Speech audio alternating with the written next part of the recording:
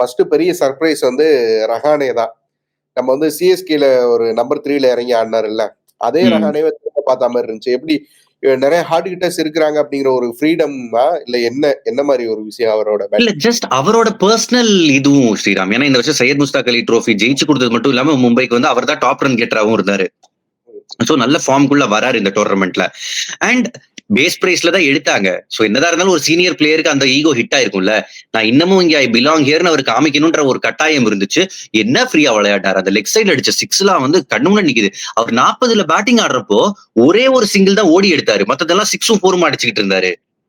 செமையா ஆடினார் ரஹானே. பட் பிரச்சனையும் வீழ்ச்சியும் அங்கதான் ஆச்சு பாருங்களேன். ஏன்னா இந்த 2 டீம்லயும் டிஃபரன்ஸ் நீங்க எடுத்தீங்கன்னா 2 பேருக்குமே நல்ல பவர் பிளே. இவங்களுக்கு 65 அவங்களுக்கு 80. ஓகே, ஆர்சிபி பெட்டரா பண்ணாங்க. பட் 11வது 12வது ஓவர்ல நரேனோட விக்கெட் ஒரு ஓவர்ல போச்சு. அதுக்கு அடுத்த ஓவர்லயே ரஹானே வந்து குணால் பாண்டியா அடிக்க போய் அவுட் ஆனாரு. அதுக்கப்புறம் நம்ம பார்த்தோம் ஒரு கொலாப்ஸ்.